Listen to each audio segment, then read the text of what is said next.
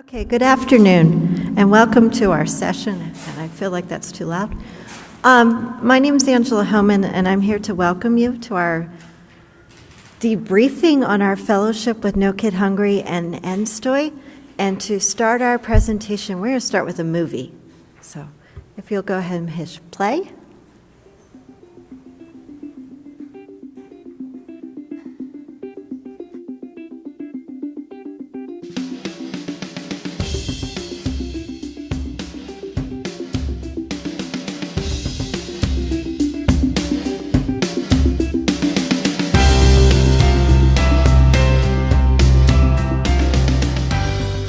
The impact of school breakfast on my kids is incredibly positive. They get to start their day in a really warm family community way, and they're making sure that their brains and bodies are ready for learning. It's a game changer. The impact that I've seen school breakfast have on my students just has been the difference and the transformation in the energy. I think the energy is more positive, it's much more of a community, and we just use that time to really get to know each other. It's all about relationships. Breakfast After the Bell has made a positive change in my classroom. My students are able to start their day together. Instead of having to choose between school breakfast and social time, they get both, the best of both worlds.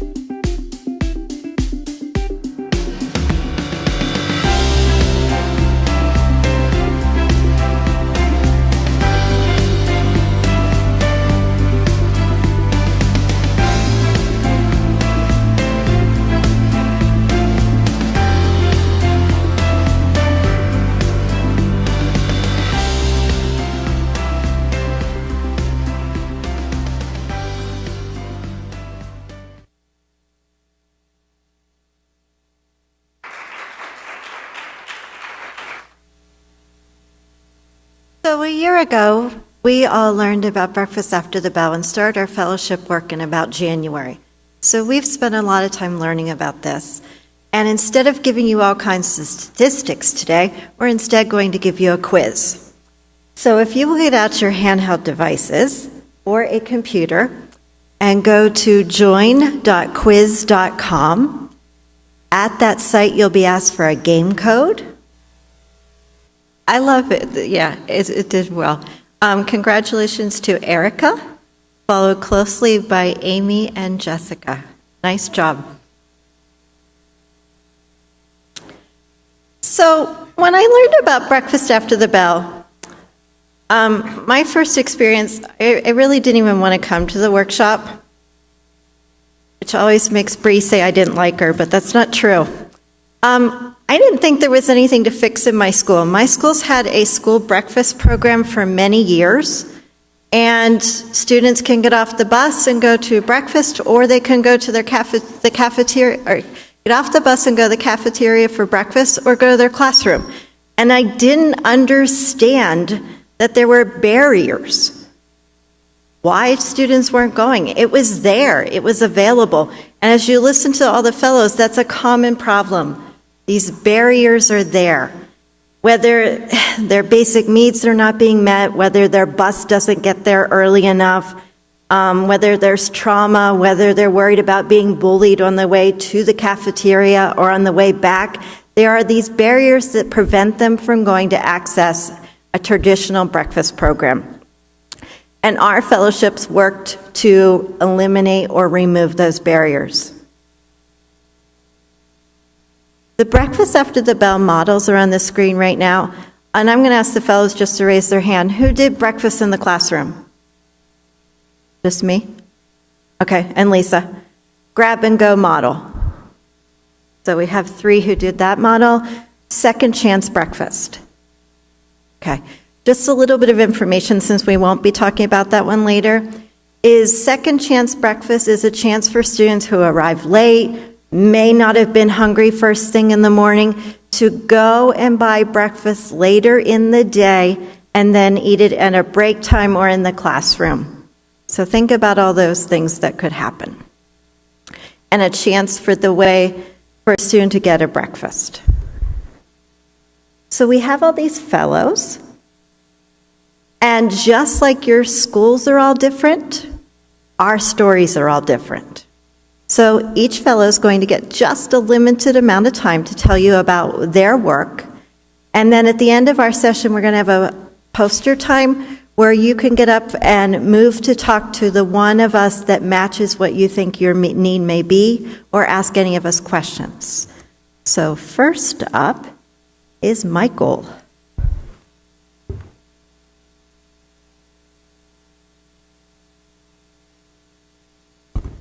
Good afternoon, and my name is Mike Dunley, and I teach in southern New Jersey in a town called Tabernacle. My story about No Kid Hungry is a little different from what you may hear from the other fellows. However, it adds a lot of texture to the context to the whole experience. I had been working in a district for 14 years, chose to leave due to many situations and try a new position in a different district. It brings in this scope. When you enter into a new environment, you have to learn the lay of the land if you're going to implement a program like Breakfast After the Bell or anything of this nature. But what I learned was there's a lot of obstacles that you have to sometimes navigate, and I had a difficult time in doing that. Getting to learn the powers that are in place in a new district, the superintendent, the Board of Education, we had an outside provider who was a company that provided the before and after care services, and they were controlling whether or not we had any food services in the morning. But a bigger issue that I really found was a obstacle to me in trying to get this implemented was the fact that we were a fairly affluent district. We only had a 13% free and reduced rate of need. And I find that sometimes when there's an issue or a struggle that's of a large proportion, it's almost in a way easier to deal with because no one's going to pretend that the problem doesn't exist. But when you're in a more affluent district where 13 of every 100 children are coming in hungry, people tend to want to deny that the problem exists. So it was a very, how you tell your story was where I focused my fellowship activity. So I was the one that created the video, and I've been writing blog entries about this push to make sure that all children's Maslow's needs are in before Bloom's taxonomy, that type of mindset. And I also took this story to Capitol Hill and met with Senator Menendez's educational staff to have conversations with them about the importance of making sure that our students come in with having their physiological needs met before we can start worrying about their academic needs. And thank you for listening to my story.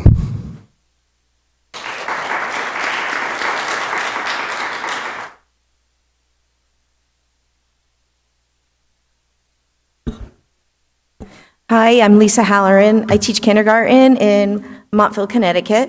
I just finished my 30th year of teaching, and so sometimes you can encounter those teachers that have been teaching a while, and that's really hard to make change. And a year ago, before I sat in and listened to Bree's presentation on No Kid Hungry, I was probably one of those teachers with regards to breakfast in the classroom. If I was in Angela's school, I probably would have been her worst nightmare. And I heard the presentation and I changed. The facts and the research were overwhelming, and I was on board. It literally changed me. It changed me as a person, and it changed me as to what I wanted to fight for my students. So when I got asked to be a fellow, I couldn't get principal or administration to sign off. And that wasn't good enough for me. And I talked with Bree and I told her, I still want to do research. I still want to do what's right for my kids. I don't need a signature to tell me that I can do right by the kids in my classroom. And I was off and running. I collected data with regards to the number of kids going to breakfast versus the number of kids going to lunch. And I just started letting my kids bring their breakfast to the classroom. I had particular concerns about one student. He was definitely living in poverty. He had attendance issues in school. He had things that were not in his control.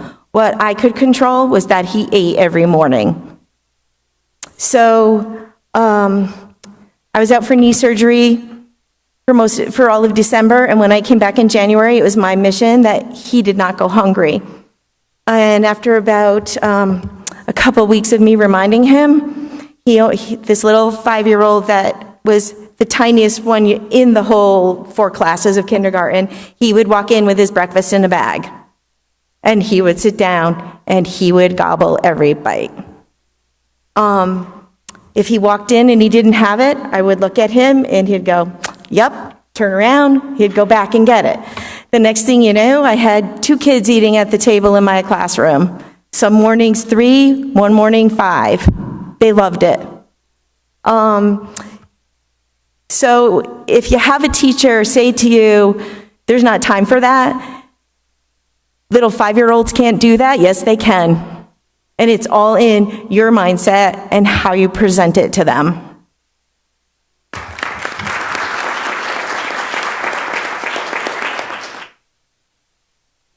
So the moment that changed things for me is when I listened to the statistic that many children do not go to breakfast because of social needs. And I realized that a student I had the year before chose to go hungry instead so that she could be with her friends. And so I went back to my room, my poor principal. I was deciding that I was going to enact breakfast after the bell. And I had 1 week of school in, and the second week, and from there on out, we ate in my classroom to make my administration happy. I did morning read aloud during that time, so I lost 0 instructional minutes. I had the best attentive audience ever. I had a boy in my class tell me he was so happy for breakfast in the classroom because he no longer had to choose where to be. He always wondered what his peers were doing while he was eating breakfast, and now he said, I get the best of both worlds. So I'm in my classroom doing my thing, and I got some nudges to share my story, and so I wrote a blog post for Education Post, and from that blog, people started coming up to me in my community. A former parent came to me and said, I used to fight with children to stay in the cafeteria long enough to eat enough breakfast to get them to lunch. I had a teacher from another school district stop me and say, I never thought about it that way. But I kept things in my room, and so I got some nudges again, and I would bet if I asked you, have you ever had those teachers, and you know who they are, tell you, you don't know what you're talking about, you don't know what you're doing, and so you quit being a teacher leader for a while because they shut you down? Well, I was in my shutdown mode. I was happy in my 4 little walls, and I wasn't going to let their voice shut me down.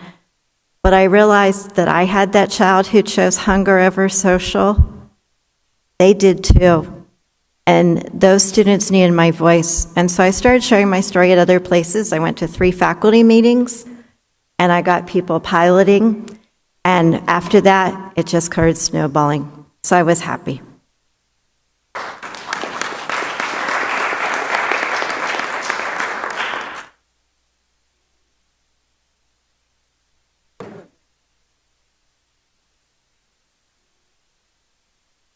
I'm Michelle Pearson. My program is a little bit different, but in a sense, not at all. Because it met a need, it filled a gap, it looked at what was in place at our school, but it was also student-driven. So I've worked for 23 years in environments that have always been at risk, and many of my students either had the availability in my first school for breakfast, or in the school that I am now, not the availability for breakfast because of a threshold that we have in our district for qualification. But what's so special about this is that we knew there was still a need. And the need was there because our students saw it.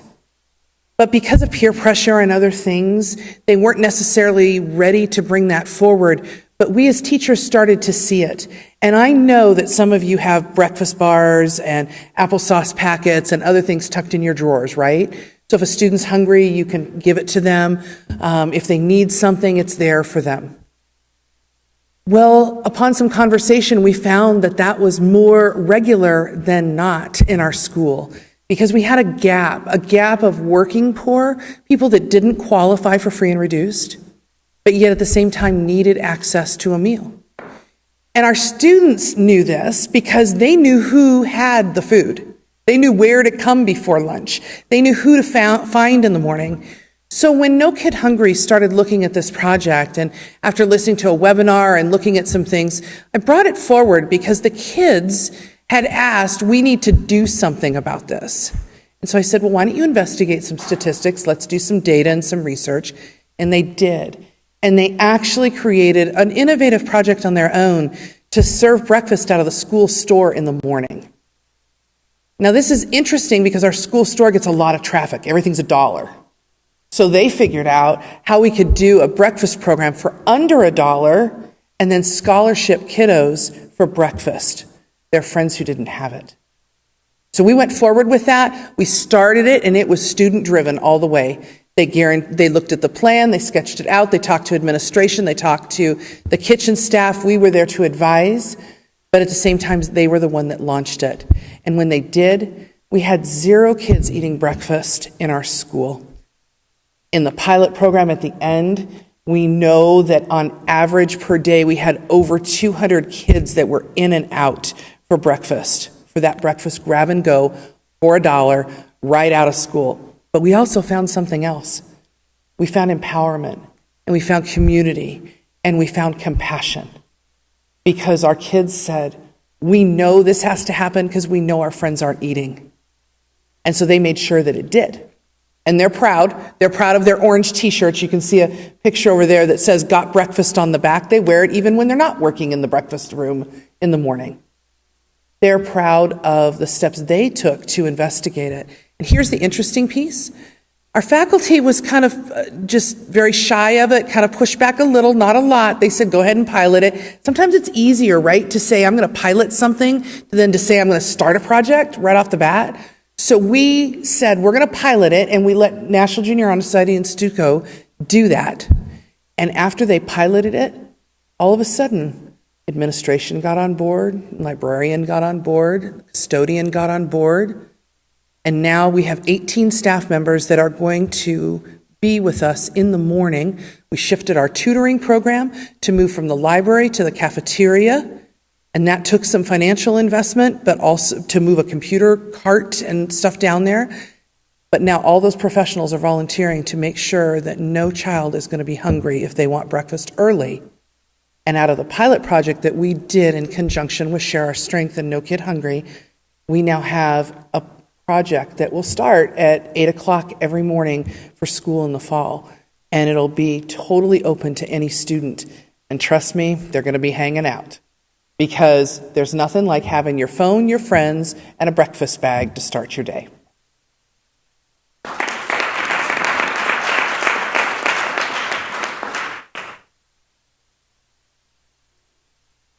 Hi everyone, I'm Wendy Turner. I teach school at a large, diverse elementary school in suburban Wilmington, Delaware. Do any of you work at schools where 100% of your kids can get free breakfast or lunch? Hands, show of hands. Okay, so that's my school. So I talked to Bria. I'm like, this is really cool. I want to do this work. But everyone gets free breakfast and lunch in my school. She said, Wendy, how many are eating it? How many are accessing it? And I looked into that question and I found out that we had an inequitable situation in our school. Kindergarten and first grade would go to the cafeteria to eat breakfast, while second, third, fourth, and fifth had these carts in the hallway to grab their breakfast. So it was tough, but we dug into these participation rates. Almost 50% of the second, third, fourth, and fifth graders were eating breakfast, and 22% of the kindergarten and first grade guys were eating breakfast, and that's so inequitable, and that was about the babies in our school. So we thought about what we could do, and we used our No Kid Hungry grant to buy another cart for the first grade hallway. We had to talk to a lot of people, custodians, nutrition, cafeteria staff, administration. It was not easy, but we got everyone on board to a place where we would start, and it caught on like wildfire in first grade. So more than 50 additional kids started eating breakfast in their classrooms in first grade. So now, I'm kept awake at night to figure out how to fix this for kindergarten before we start school in August, but I'm committed to that because we need to fix that equity piece in our school. And you saw the pictures of the smiling kids. They love to come in and eat breakfast. I had my kids eat breakfast while I did morning meeting. They spilled all the time. They learned how to clean it up, right? So all these barriers, these things that you worry about, you just let it go and you teach the kids responsibility, and they were happy, and it made a really, really big difference. So I'm glad I called you, Bree, that day and said, I'm not sure about this. And if you have that situation in your school, I task you, figure it out. How many kids are eating breakfast and lunch? Just because it's available to everyone doesn't mean everyone's doing it.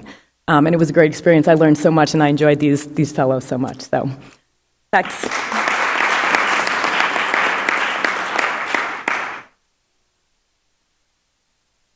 Good afternoon. How are you this afternoon?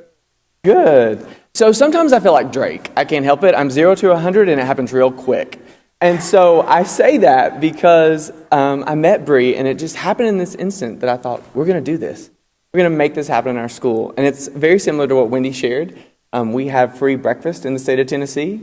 And I thought, my kids are eating breakfast. I see them in the cafeteria. I saw them walking down the hall to make their way there. And I thought, not something I need to be worried about. And then when I reached out and I talked to the people in school nutrition, there's about 160 kids out of 600 taking part in breakfast. And that really made me stop and think, why are they not eating? What can we do? What does that look like from my building? And for us, that was grab and go. Being able to come through the line, pick up that food, go to class, sit and socialize with me and my cup of coffee, maybe listen to Drake. Don't tell their parents. I'm just kidding. And just have some conversations to start the day. It really made an impact. I would love for you to stop by the poster, and I'll share more about how that took place. But we increased our numbers all the way up to our highest day of 430. And so, King talked earlier today about how this has been a tough year.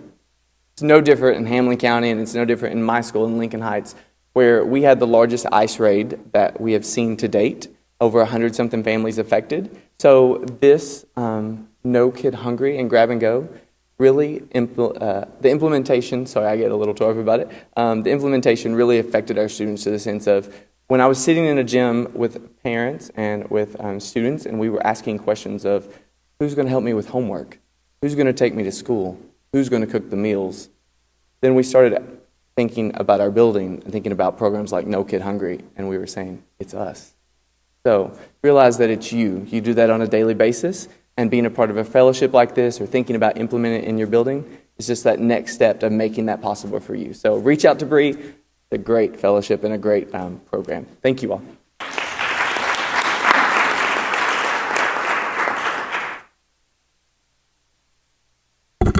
It's like embarrassing to see like the shirt you have on and the like shirt up there. It's like I had other ones. Okay. So I'm Abdul, right, y'all? I'm from Minneapolis, Minnesota. So at our school, we have about 320 middle school students. 240 of our students are African-American students, and you just kind of inspired me to kind of switch how I was going to go about this. 240 of our students are African-American students, and 80 of our students are East African students. And so this East African population of our students, predominantly Somalian and Ethiopian students, they had their own school. So this was the first year where our schools were integrated. And so what ended up resulting from that is we went from the carts in the hallways, but once I joined the fellowship, we went to having breakfast in the cafeterias. And the reason why we wanted to do that is because we said, here's an opportunity for us to build community intentionally.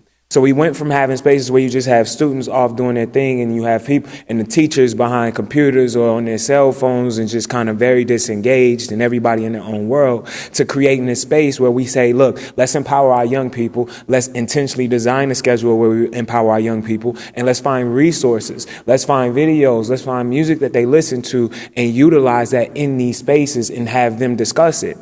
One of the most powerful things that came from that was during the month of Ramadan. I think it was the second day of Ramadan. During the month of Ramadan, our Muslim students fast, and a lot of staff members were like, why do the students get to go to a classroom if they don't want to eat breakfast? And I mean, if they can't eat, like, they should be able to sit there. Like, it was just a lot of ignorance going on behalf of a lot of people who just didn't understand what fasting really was like.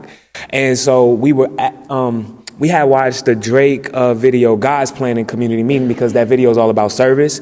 And so what happened was, after it, one of the East African students who usually doesn't talk a lot, he was like, Mr. Wright, we got this other video, and it's called Allah's Plan. And he was like, can we play it at our next community meeting? I'm like, that's dope. Let me check it out.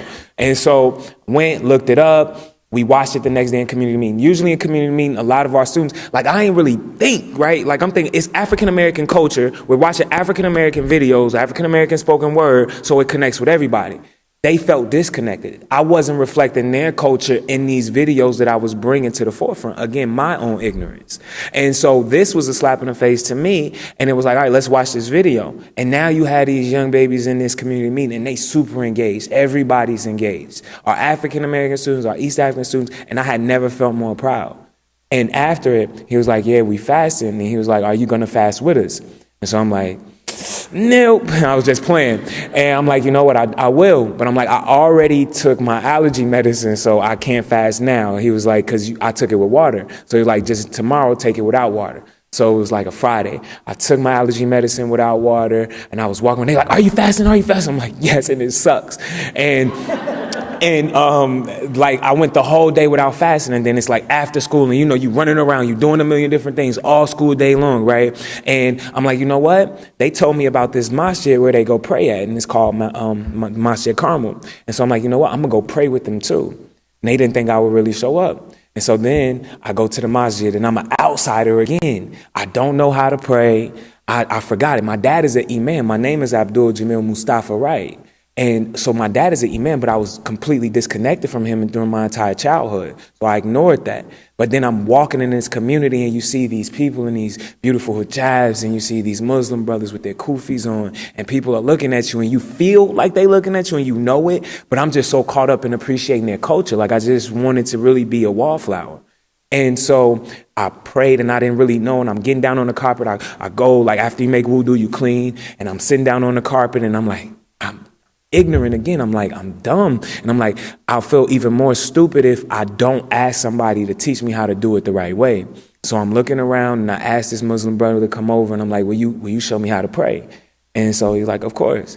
So he comes over, and he sits with me, and he shows me how to pray, and we're going through it together. And I left feeling a sense of empathy, and able to put this empathy in context after being in this environment where I felt like an outsider. And it was all because of breakfast, where we took the time to actually converse with one another, where the students felt comfortable enough after being in this community space where they were able to challenge this adult who they feel is an outsider to them and say, can we watch Allah's Plan? And from that, we're going to just continue to be a better community, and it happens organically. But you have to design the systems, like Mr. John King said, to get the results that you want.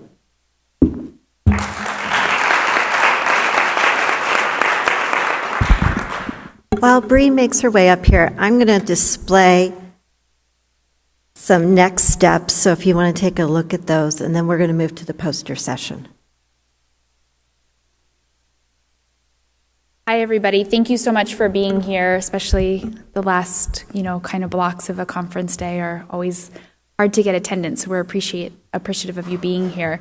I really don't have too much to add. I think they've all said exactly what needed to be said. But as a former teacher, I just didn't think about school breakfast as being any part of the things that I was working on as a teacher, right? I thought school nutrition happened in the cafeteria. When I went to the cafeteria, it was usually when my kids had gotten in trouble. So I tried to get in, get out. And I quite frankly didn't think the meals were very healthy. But we know that all of those things are not true, right? The meals they exist to fulfill deficiencies in the standard American child's diet. They are healthy, and when we can give kids access to school meals at the beginning of the day, it's good for their nutritional value, it's good for their academics, but that's really, going through this fellowship with these wonderful teacher leaders, what I've really been struck by the most is that it's not about academics, it's not about full bellies, it's about relationships, it's about climate of classrooms, it's about students feeling wanted and being cared for by their teachers. Breaking bread with somebody is the ultimate relationship builder. And so it's a relationship builder with your teacher. It's a relationship builder with your students. I sat in Wendy's classroom and I saw, students practicing their social emotional learning skills, sharing, conversation. It was just a natural fit.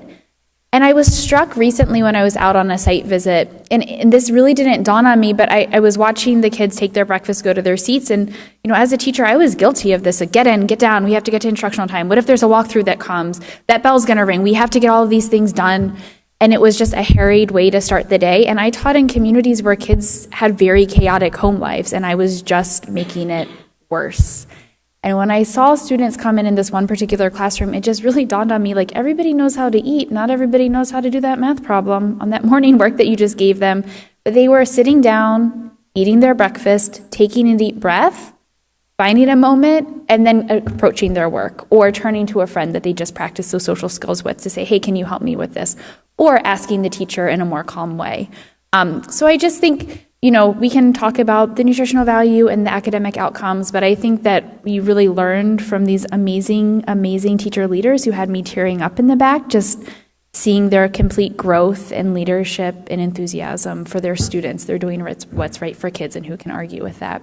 So if you're interested, there's some great next steps up there. I have contact information and materials in the back, but I want to give you some time to go and talk to the fellows and see the posters that they've worked on with some more in-depth information. And feel free to reach out to me anytime if you're interested in working on expanding access to breakfast in your school. Sure. Okay.